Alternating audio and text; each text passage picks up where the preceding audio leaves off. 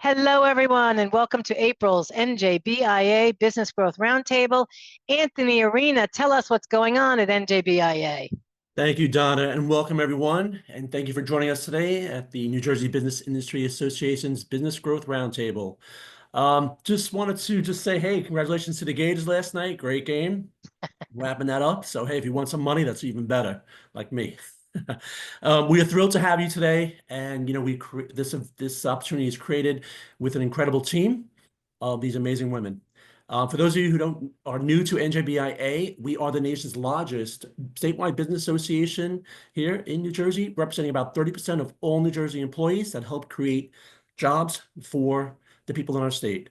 We offer custom development opportunities with visibility through our events, our magazine, our digital ads, our podcast, and television show. And we also have some other opportunities for businesses if you're looking for payroll, healthcare options, training, 401k solutions, and 24-hour HR support.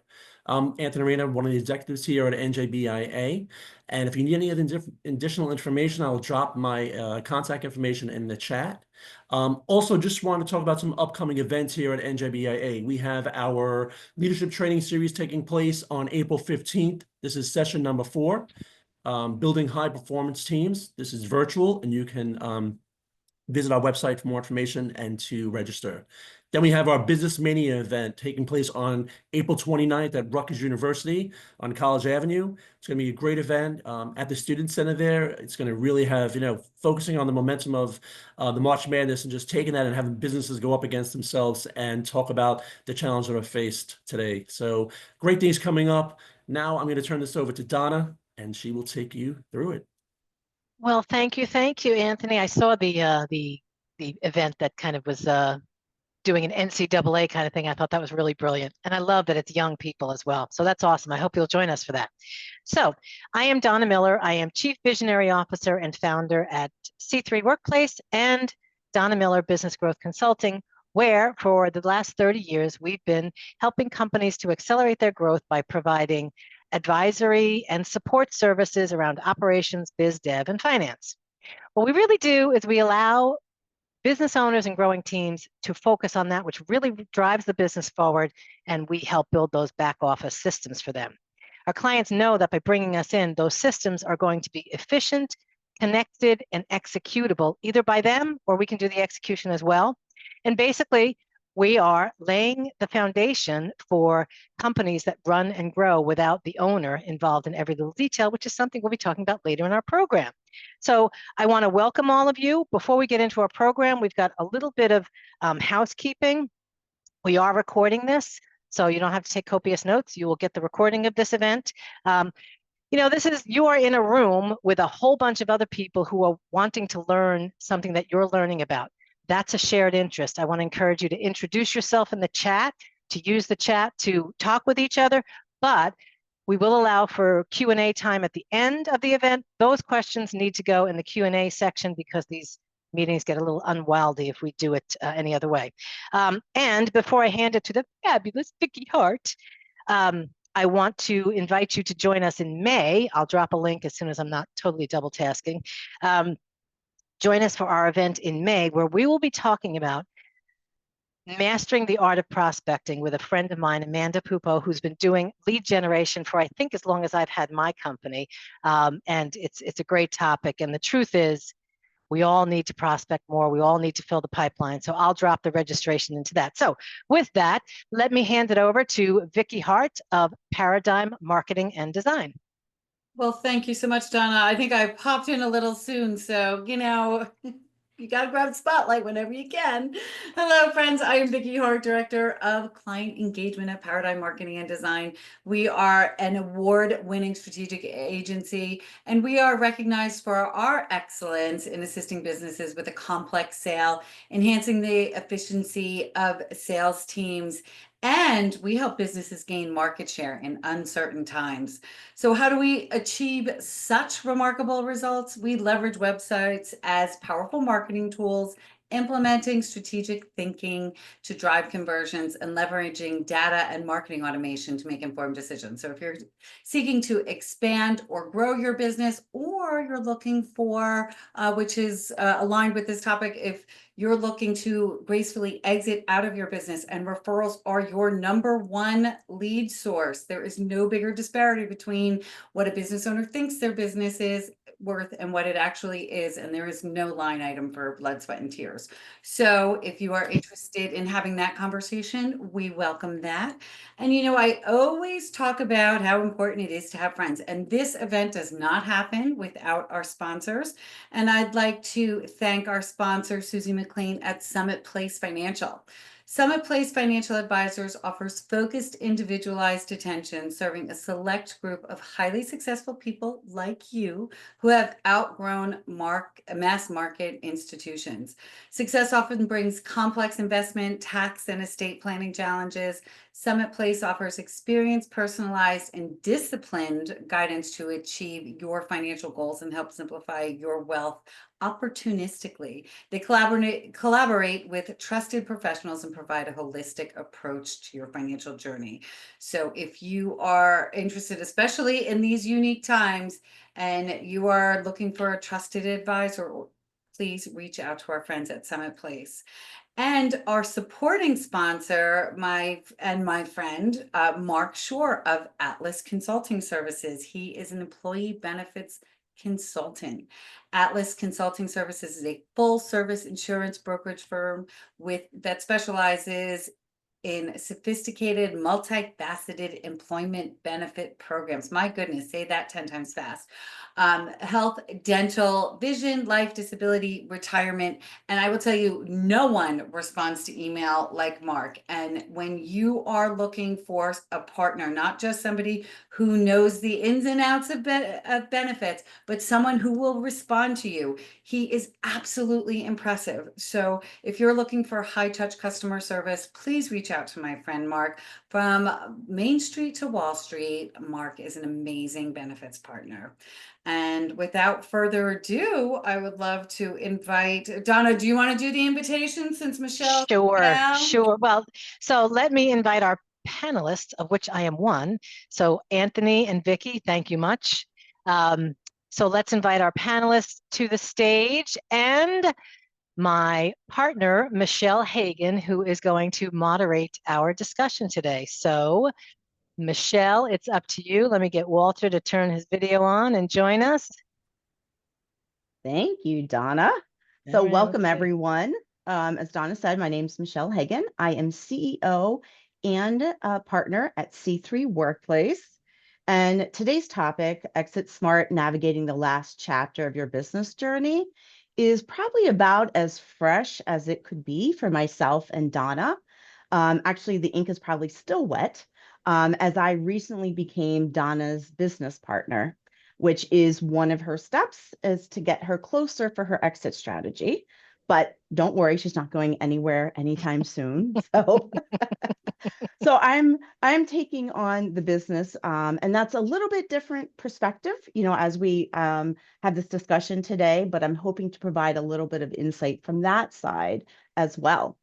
So with that said, let's introduce our wonderful panel. We'll start with Damien. If you could introduce yourself and just a quick overview of your background, please. Sure. Thank you all. Thank you for hosting this and for inviting me. Damian Weinstein, I am managing partner and co-founder of Weinstein & Klein. We are a law firm based out of Morristown, New Jersey. We serve as fractional general counsel to entrepreneurs and business owners, mainly in New York and New Jersey. My practice area mainly focuses on M&A, people buying and selling businesses, hence why I'm fortunate enough to be a panelist here today. With deal sizes really ranging. We've done deals at the few $100,000 mark, all the way up to about 10 million. And I think last year we represented about 9 people, budding entrepreneurs becoming business owners, and helped, I think, about a dozen or so current business owners sell off into retirement or whatever is next for them. Wonderful. Welcome. And we are certainly happy to have you here today. And Walter, if you could do a quick introduction, please. Yes. Thank you for having me. I hope everyone's doing well. I am Walter Samansky. I'm a director at Everingham and Kerr Merger and Acquisition Advisors. Um, I have been with the firm for about 10 years now. It doesn't seem that long, and before that, I grew up in a family architectural woodworking business started by my grandfather in 1925. It passed on to my father, and then it passed on to me. And then I sold the business in 2008. So, what I bring to the table is also an understanding from the business owner side, sitting on that other side of the desk, going through the daily routines. So, it helps out in all the deal processes. Thank you. Absolutely. Thank you. And thank you for being here. And Donna, would you like to do a quick They all recap? know. They all know who I am. I already did my intro, so I'm just thrilled to be here. So thank you, Michelle. Perfect. Thank you. So today's conversation, we're going to break it into 3 sections: understanding the strategy, preparing for the exit, and transition planning. So to begin with understanding the strategy, I think it's super important to ensure you are being intentional about how you exit. You probably have spent years building your business, but not really a thought about in depth on how you like to leave your business. Although you may have several thoughts a day of why have I done this and how can I get out of this, right? So an exit strategy isn't just about selling, it's about choosing how and when you want to leave and on what terms. So Walter, could you please explain to us what does this process look like and where do we even start? From our standpoint, usually we wind up talking to a business owner who has made that decision for whatever reason that could be. It could be health, personal reasons. It could be just time to move on. Um, the process from our end is to first gather 3 to 5 years of financials. These will be internal financials, tax returns, and so forth. And we break those out and put together a rough valuation. You can't really put a hard number on a business, any business anywhere. Every business brings its own value and its own little quirks and peaks and highlights to the table, which changes the valuation on the open market. But from there, we then put together what's called a SIM. Many people have probably seen a confidential individual managed memorandum, and that puts together an outline of the company for potential buyers to look at. It'll have information about the company, the history of the company, what they do. This information typically does not have the name of the company on it, the location of the company. It might say in the Northeast or Mid-Atlantic or whatever it might be, as well as it'll have several years of financials. We're protecting the seller, which is always their number one concern, is that everybody's going to find out I'm selling my business. So that's why all of this information is held back. But a potential buyer can look over a 10, 15-page document and see what this company brings to the table. From there, that goes out to potential buyers. And the process starts there with people coming back and contacting and requesting more information. We request a basic indication of value, saying from the information put in front of us, we think this company is valued around X or 5 times earnings, or however they want to put it forward. If we feel it's within the range, then we continue with conversations, hopefully moving towards an LOI, which we'll get into later on. And that's the basic process of taking your first step of getting your company out on the market to see what the value is and start finding some potential buyers. Sure. And I think that's a very important step, that first step. And it may seem a little overwhelming, but I think that's the very first step is probably the most important to get to that next step. So as we have that outline and we starting to gather that information, the exit strategy can look different for everyone. As you said, every business is customized, it's a little different. So Damien, can you talk to us about like the different ways that you can exit? Sure. Thank you. Thank you, Michelle. So Mhm. it's really, everyone hears M&A, mergers and acquisitions, and says, yeah, I think I know exactly what that is. There's different elements to it. Real high level, just stating what they are so we know what language we're speaking here. A merger is really when two companies merge. They combine and join forces into typically one existing remaining entity. Usually you see this between companies of similar sizes or partners. This is not very common for small and mid-sized business owners for a merger, so I am going to focus more on acquisitions. That's, I think, what most people think about when they think of an exit sale. So that's an acquisition is what it sounds like, right? It's when one company buys another. And there's really two ways that typically looks, either a stock deal or an equity deal or an asset deal. Buyers typically prefer an asset deal. Sellers typically prefer a stock deal. And the reason why is just there's different risks involved. And an asset deal, you get to cherry pick what it is that you're buying on the buy side.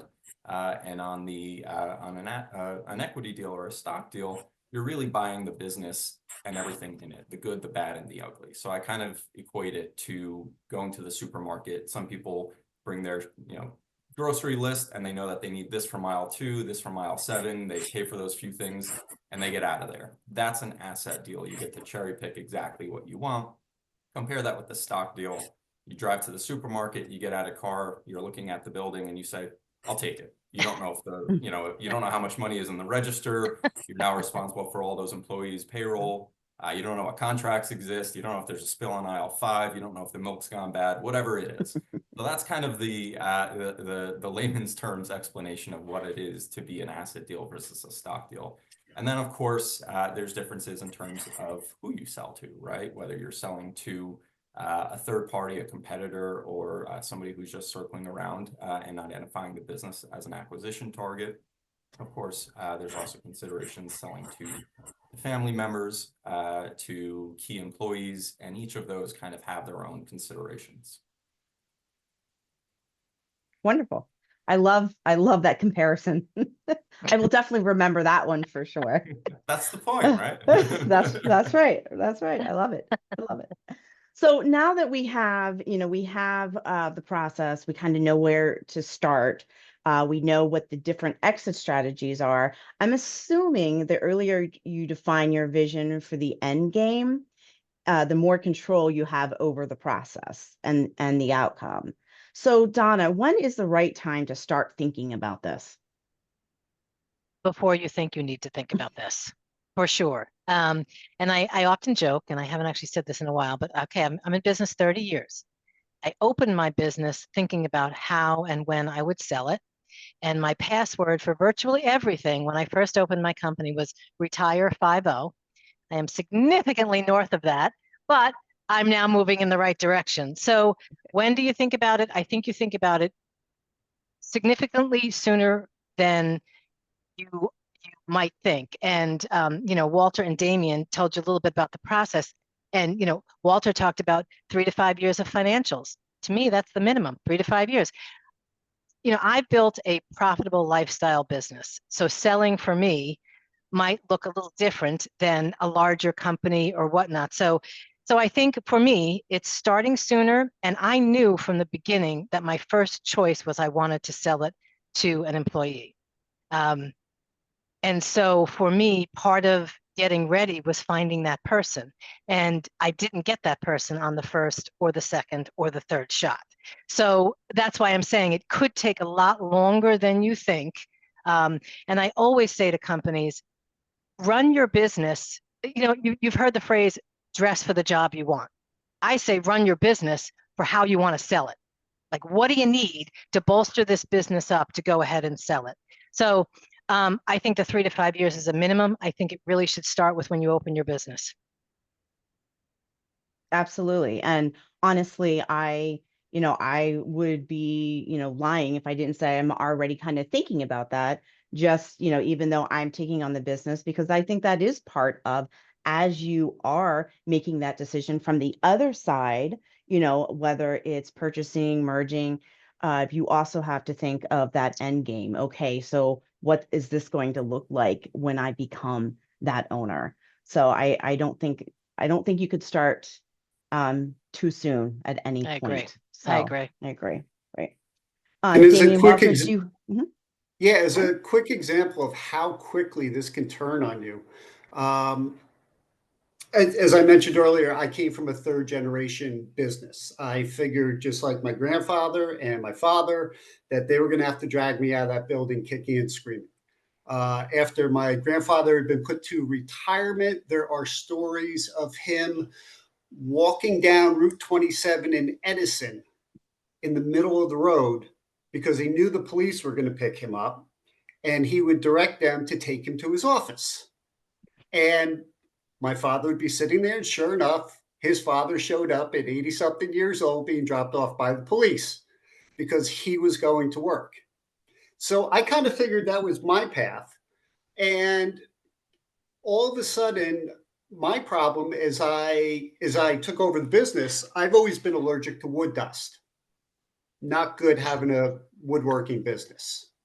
And after my third sinus surgery, I just turned to my wife and said, I can't do this anymore. This is no existence. And we made the decision that night to move forward and sell the business. Nothing I ever thought it possibly in my wildest dreams, but this situation got beyond what I expected, and I was not prepared to do it. I was now running from behind, trying to prepare everything, and had no concept of how to move forward or what the value was or anything like that. So, keeping yourself somewhat prepared at least is going to help in the long run, no matter when you make this decision or this decision is forced upon you. Absolutely. I think that's a good note, is that things can change. I mean, especially if you're planning from the beginning and you have this thought, you have this idea of what that exit strategy is going to look like. 9 times out of 10, when you get closer to it, it probably will not be, maybe similar, but it may not be close to what you had, in mind at the beginning. So, okay. So the second part is preparing for the exit. So preparation is what turns a good exit into a great one. So finance and legal is a very important part of this process, which we had talked about, Walter, we had talked about at the beginning. So can you explain what is needed when, you say you need 3 to 5 years financial? What's needed and what is essential relating to the finance and legal to make that exit a great one? From the start, the basic thing that really any advisor is going to need and the ability to put stuff forward is really the corporate tax returns. That is the easiest thing to go from, and 3 to 5 years. It can be more. 3 to 5 years would be the minimum, and that's also going to include the balance sheet. Smaller businesses, they or businesses where their personal and C corps are together. Anything you can do to break out the business from personal and show as clear a picture as you possibly can would be best. At this point, you want to make sure internally that you have all your proper documentation in hand. You want to make sure that you are up to date with all of your compliance issues, your state regulations. Make sure that you don't have, and this has come up more than once, a former partner who owns 5% of the stock who got mad and walked away and haven't seen him in 20 years. And that stock is floating out there somewhere. And that makes it very difficult to sell a business. So all of those things, they don't have to come forward until the true due diligence point, which Damien can talk more about. But those are the things you want to check in the background because you don't want to run into roadblocks right from the beginning with potential buyers. Time is of the essence in these deals all the way across, and when you have things not prepared, when you have delays, that only looks like, well, how good is this company? How well are they actually run if they don't even have this basic documentation that we need? And you don't want those questions coming up in a buyer's mind. Right. And as you were talking about that in the finances, I think it's also important that you also have your personal finances, and understanding from a personal standpoint how it's going to affect you, and especially if you're a small business, right? So I think that's also important. It's just making sure that those are um in line as well. Is that correct? Did you say? Absolutely. Okay. Yeah, absolutely. And business owners, they're going to want to hold back on showing any of their personal information as much as possible. And that's, you know, a natural thing to do. At the same time, from the seller, in part of preparation, I've always believed is putting your team together. Your team is your trusted advisors. It's your M&A advisor. It's your attorney, whoever that's going to be. It's your CPA. And touching on personal finance, it's also going to be your financial advisor. They need to know what's going on, and that whole team should have contact together because at the end of the day, you as a seller, do you need all the cash up front? Is this a financial move? Do you have enough finances behind you that you can take a note, that you can take an equity position in the new company that's going to be there and say, you know what, part of this is going to be an investment for the next top 5 or 10 years. I don't need all the money up front. So that's why it's important to make sure that you involve those individuals and they all come together and work as a team for you as the seller. Right. Teamwork makes the dream work, right? Okay, so let's talk about business valuation basics. Whew, yikes. Damien, what is that and why is that important? I get the hard topic here, it's the exciting one because everyone wants to know about value. So it's quite literally the $1 million business or more. So I'll keep this high level only because you never want to trust a lawyer when they start talking about numbers and math, not our specialty. So, everyone's always focused on value, right? And I forget who it was, Donna, I think it might have been you who said before, there's a huge gap between what business owners think their business is worth and what it's actually worth. It just always, I've almost never seen somebody, throw the dart and get even kind of close to what the numbers end up looking like. Obviously, there's variations, but it's always a big issue. So value, right? What can I get for my business? So there's different ways of doing it, right? You focus on multiples of earnings. You look at EBITDA, which is a big thing. Again, I won't get into the details of this unless you truly want me to. But there's harder ways and easier ways to calculate this. There are informal back of the envelope ways you can do this that I'm sure Walter has some thoughts on as well. You can base it off of the assets if it's a very asset heavy or equipment heavy type of business. That's another common one. But there's different, there are different experts and folks, and this is why Walter's 100% correct when he said, one of the best things you could do is build out your team of advisors. The person who can determine the valuation for the business, has a significant task in front of them in terms of looking at what to calculate, what to consider, and kind of discounts to give and increases to give. And that really drives the conversation, right? Because that's what ultimately, is a gut check for the buyer and the seller. Of course, it rules out certain buyers, and sellers might feel that it's lower than what they wanted, and might put some ice on the potential transaction.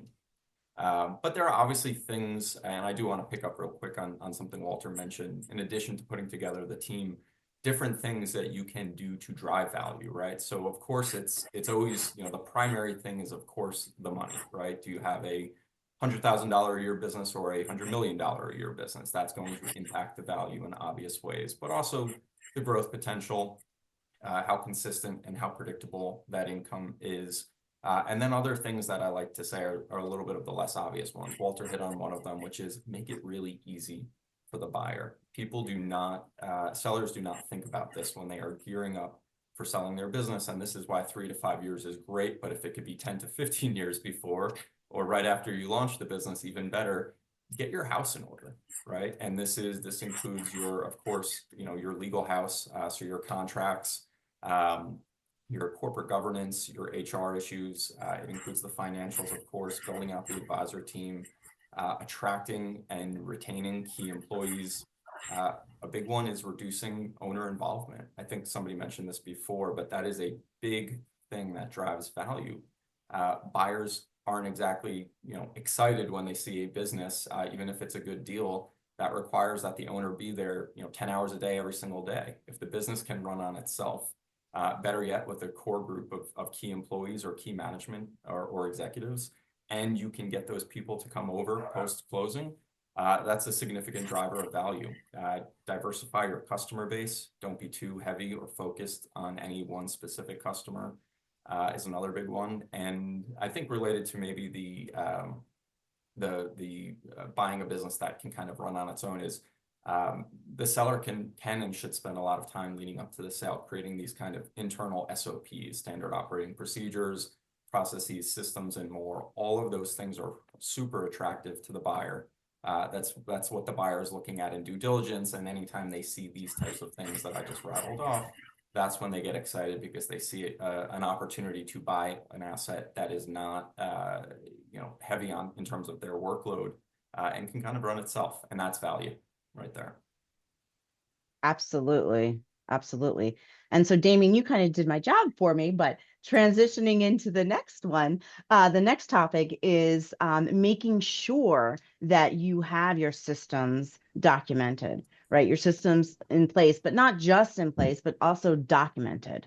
So, Donna, how do we improve the operational efficiency, and why is that important? Damien touched on that a little bit, but could you explain a little bit more why that's important? Well, it kind of encompasses part of what Walter said, part of what Damien said. First of all, when I think about preparing for the exit, the first thing I think we have to do is there has to be some thought or exercise or input to help you take the emotion out of this. This is not an emotional situation. This is a business transaction. And although I spent 30 years building this up, and trust me, it sometimes feels like my third, fourth, and fifth child, it's not. It's a business. It's an opportunity to produce cash. So I think you have to, and it does take time to make that shift. So A, don't be emotional. B, start thinking about what you're going to do. Because if you ran this business for all these years and all of a sudden you've got nothing to do, it's probably not going to go well. So as you're doing all this prep, think about what you're going to do after. You're going to do volunteer work. You're going to do gardening. What is it you're going to do? Buy another business. And I very much agree with Walter and Damien about get your team in place right away. You and I did that probably 2 years before we actually signed an LOI. And they gave us so much great information, and we kind of swung left, swung right based on what they told us. It was super helpful. And so the two things that I think as you're preparing for exit and you're moving into operational efficiencies, it's what Damien started on. At C3 Workplace, everything we do for ourselves and for every client has a written protocol. We do it for everything. We do it because we provide business support and advisory services. And one of the things we tell our clients is, they will be minimally impacted by any turnover, because there's always turnover at this level. So that allows us to keep the work consistent.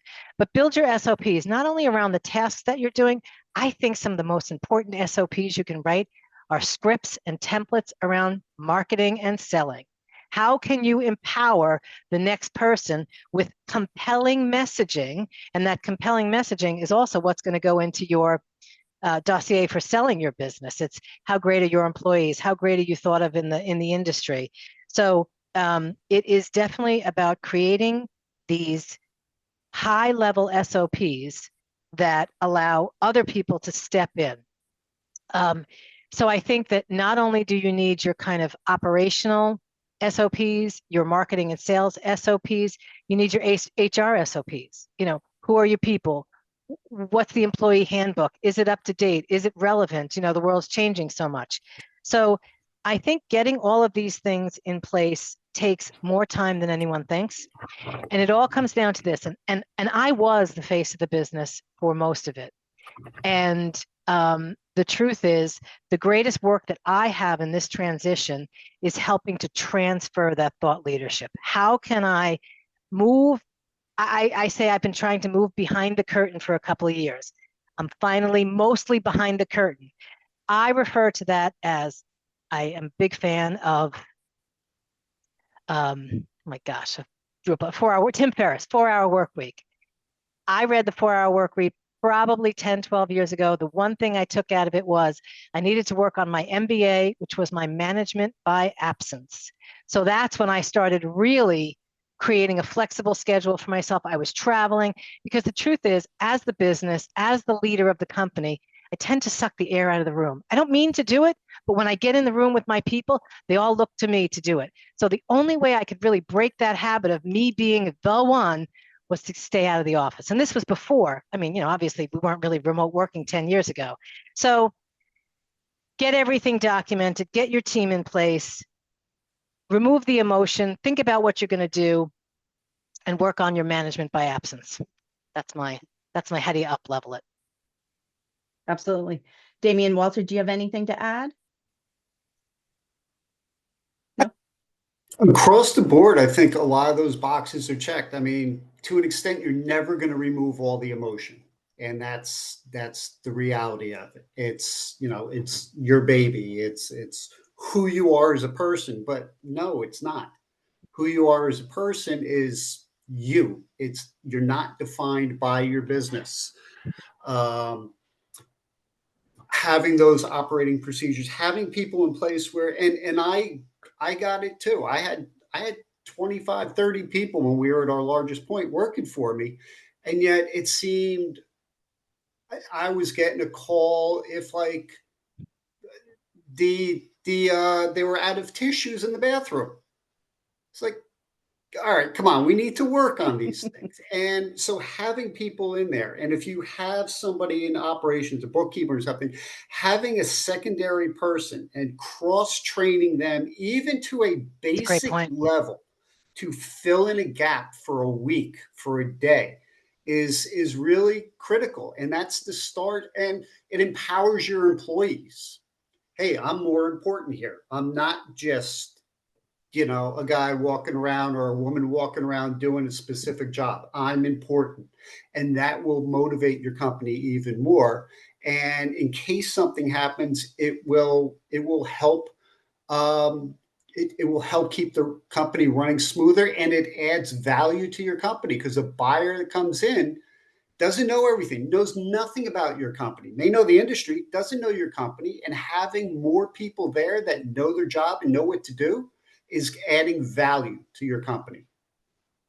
Absolutely. And I think that is part of your team too, that you're building, you know, not just the external, like the legal, the CPA, it's also, you know, building your internal team, right? And that's going to help in the transition, the smooth transition as well, which we're actually going to talk about next. So the last discussion is transitioning, the transitioning planning. Your exit does not only affect you, it affects everything associated with you and your company.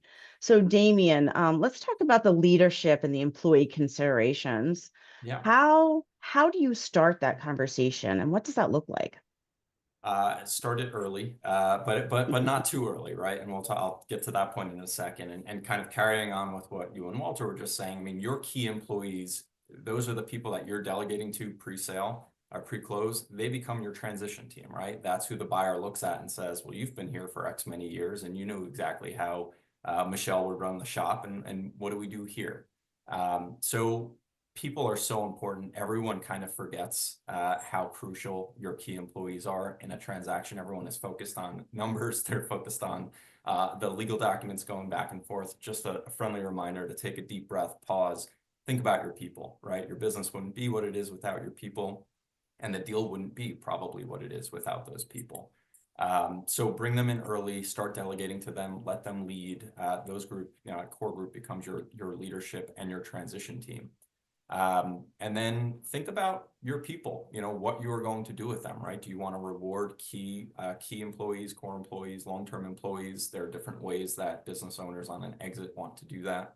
That could be from paying out proceeds of the sale to negotiating a pretty sweet gig with them post-close with certain protections. People love guaranteed severance, just an extra bonus for anyone out there who's thinking about it, that's always a term that we see discussed and negotiated. The big question we always get is, who do I tell and when do I tell them? So not too early, but also not too late. So that's, how's that for an annoyingly vague lawyer piece of advice right there? But breaking it down, too early leads to gossip, leads to jitters, it creates uncertainty, and stating the obvious, it's unfortunate, but deals fall apart, right? And that's kind of an awkward conversation to have if you've spilled the beans and then you have to come back and say, fake out, we're not actually selling and I'm here to stay. And then if you do it too late, you create resentment. There's different types of gossip. And it's oftentimes just not practical. Buyers also want to meet, and this is something sellers always forget, and I have to tell them, buyers want to meet your key people. So you have to figure out a certain time to tell them and make the introduction and tee that conversation up. And then obviously, how do you tell them? This is also a big question. It depends on your leadership style, your company, your culture. My bonus tip: in person is always better. We've seen company-wide emails go out, and it's despite our advice, we kind of cringe at it. That is not the way to break the news to people. One thing that we've started seeing somewhat more recently, and I'll stop after this because I want to hear some other thoughts, but circulating an FAQ. Once you tell your employees and your people, putting together a very simple 1 to 2 page, we've now announced that we're looking to this, to exit out of the business and to sell to so-and-so.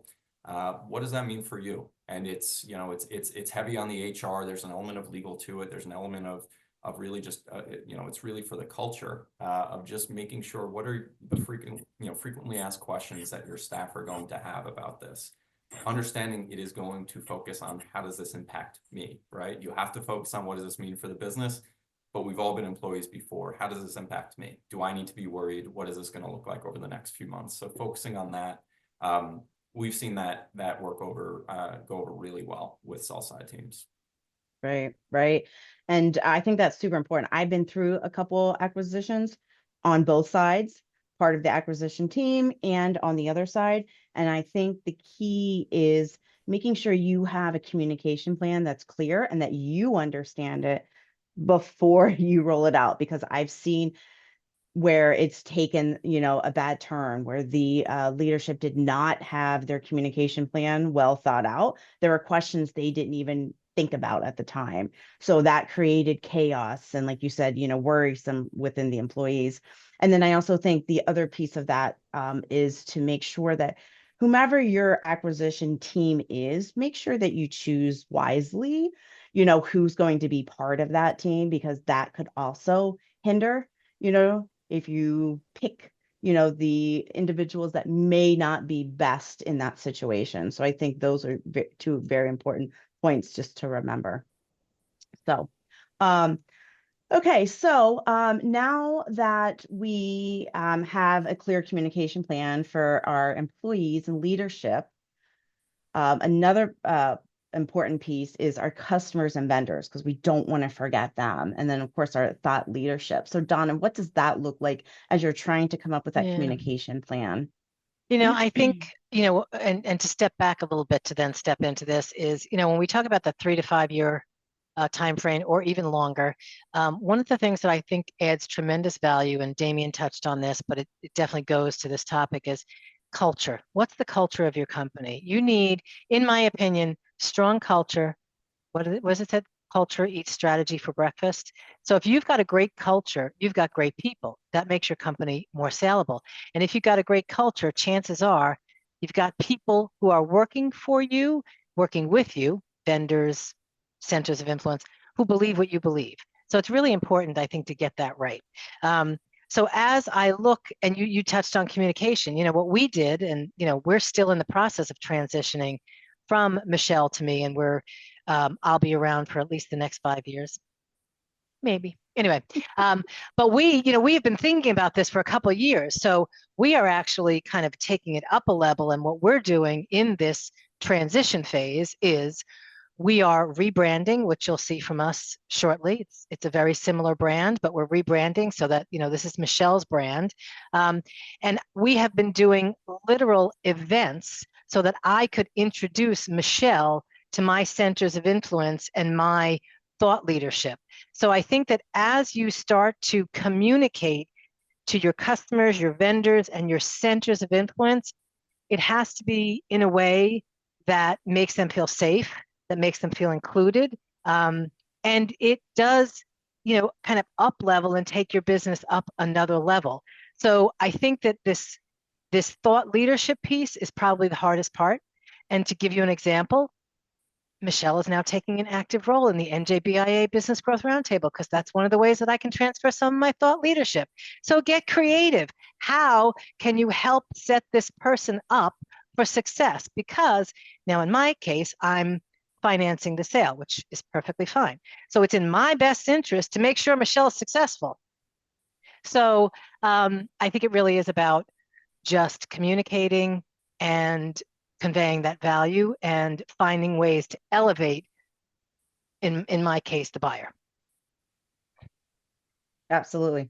And that communication, again, I think it goes back to the same with the employees and leaders. I think that communication is very important to get that, correct, and let them know ahead of time, making sure that you're notifying them and they're just not, finding out on their own, especially if it is a larger customer or vendor that you're using all the time. Yeah. And, even in our small company, we mucked up the communication because we had been talking about this for so long that when we made a couple of moves, we assumed we had told everyone and we hadn't. So we had to go back and we had to tell everyone in the company internally what we were doing. So, communication is key, and, nobody's perfect. Right. Yeah, right. Absolutely. So now that we've prepared for the exit, we understand the strategy, and Donna just mentioned one of our mistakes. But Walter, can you kind of provide some of the common mistakes to avoid?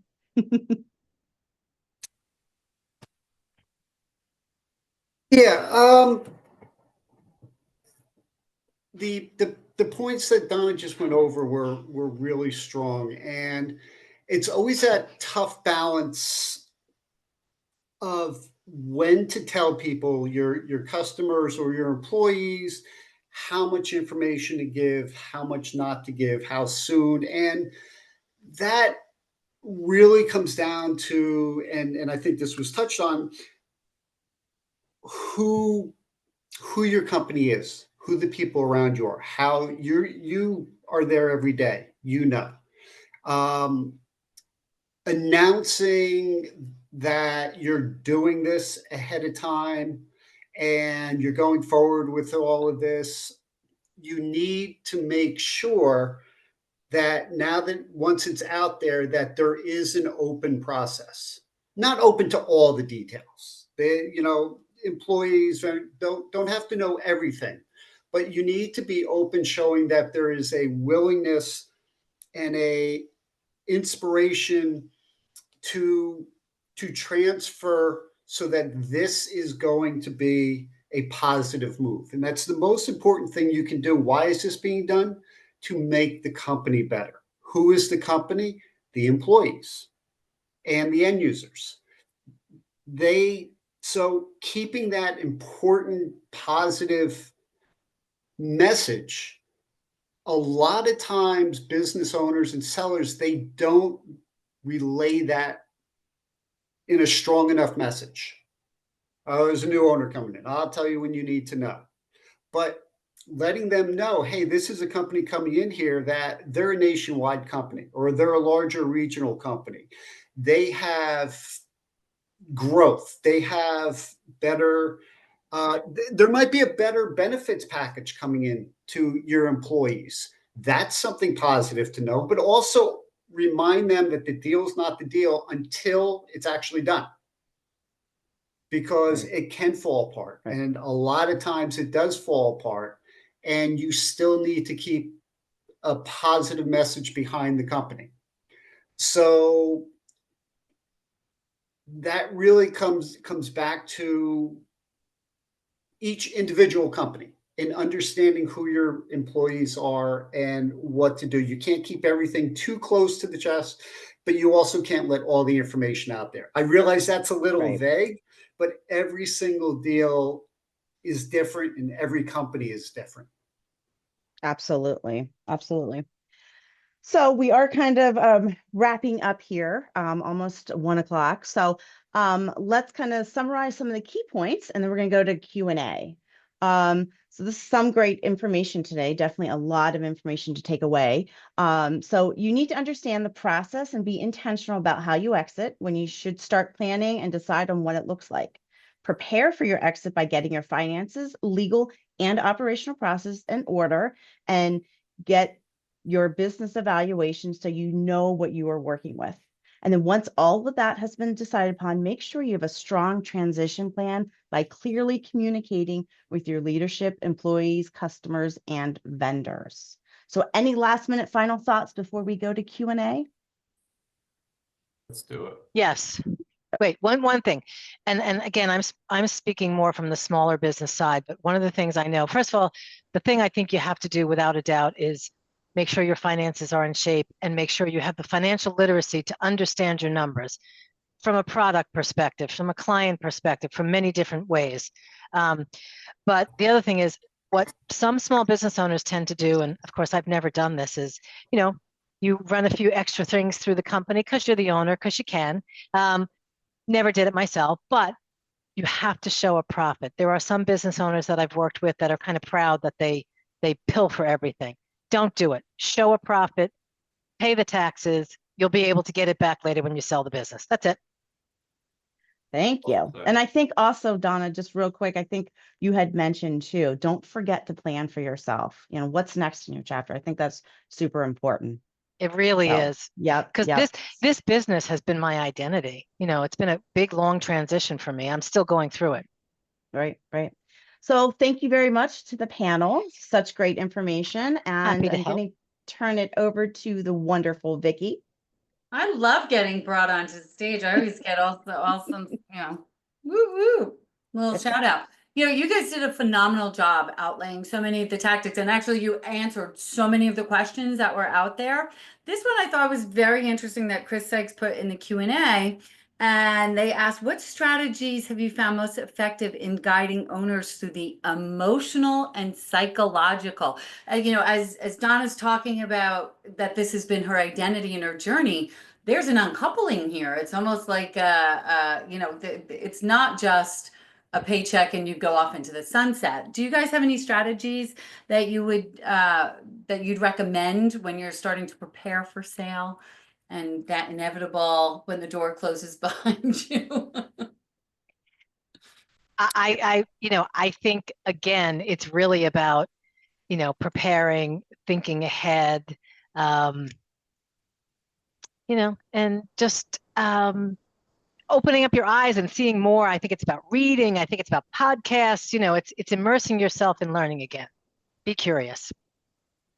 If I could just add, oh, go ahead, Damien. Sure. I was going to say, I usually have somewhat of a gut check conversation with the client on the sell side. If they are selling to a family member or a key employee, in my experience, it is a little bit harder to let go when you do that. Just from what I've seen sellers deal with, not a scientific observation, but just monitoring the panicky sell activity or emails that I get. It's just it's definitely different. It's a different deal when you sell to somebody that and you can just text and say, hey, why are you doing it that way? I always did it this way. You gotta let go. Well, I will say that one of the ways I think you can handle the emotional and psychological aspects is putting that team in place, and they are going to knock that crap right out of you. So my attorney, when we first started talking about this, and this is private information, but you all know me, She suggested that I turn over the entire company at once. I was like, I can't do it.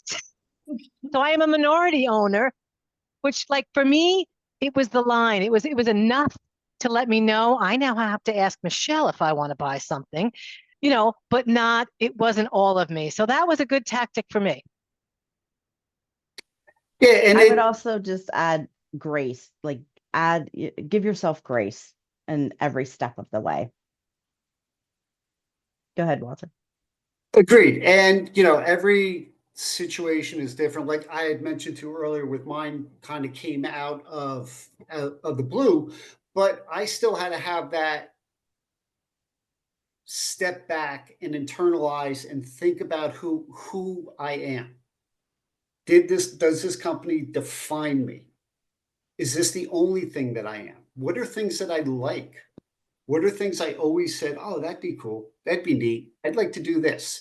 And that, doesn't, I mean, a lot of that had to do with, going places or doing this or that or having more free time. But also,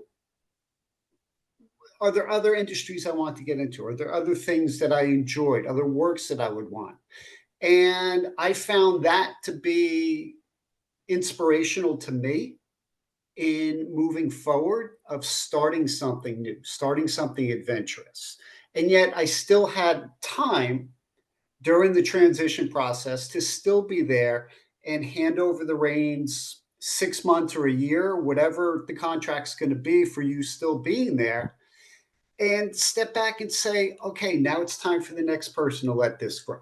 And I've done well by my employees, and I've done well by my clients, and the business is going to continue.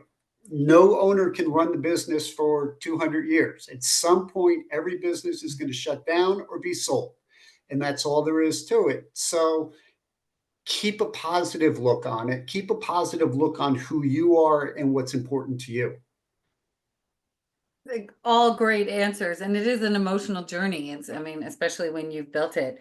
And Chris, you are on fire today. You're asking, what common red flags and blind spots do you see business owners overlooking when preparing for the exit, and how do you recommend addressing them early to prevent unnecessary exposure to maximize value?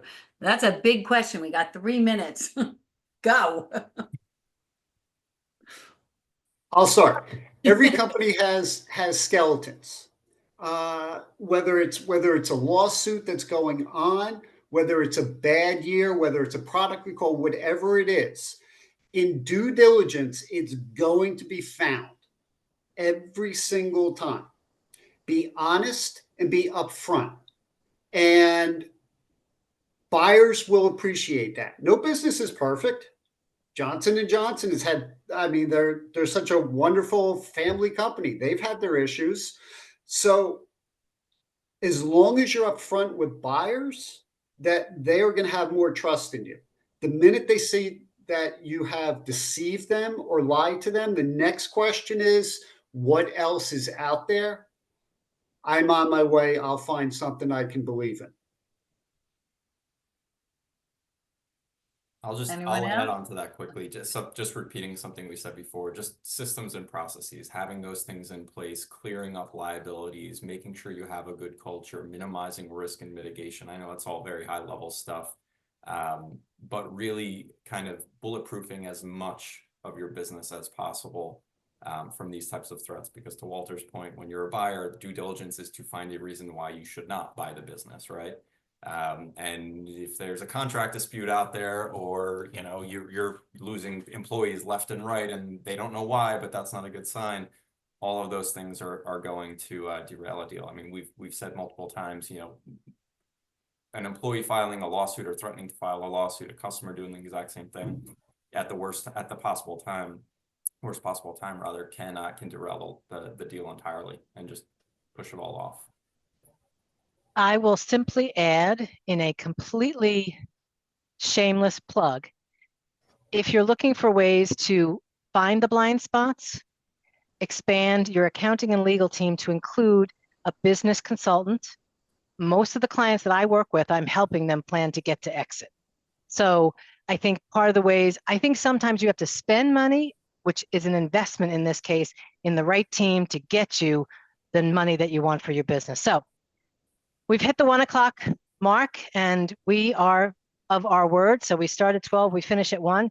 Michelle, thank you for facilitating. You did a fantastic job. Walter, Damien, thank you. Vicky, as always. You will all get follow-up with us from with all our contact information.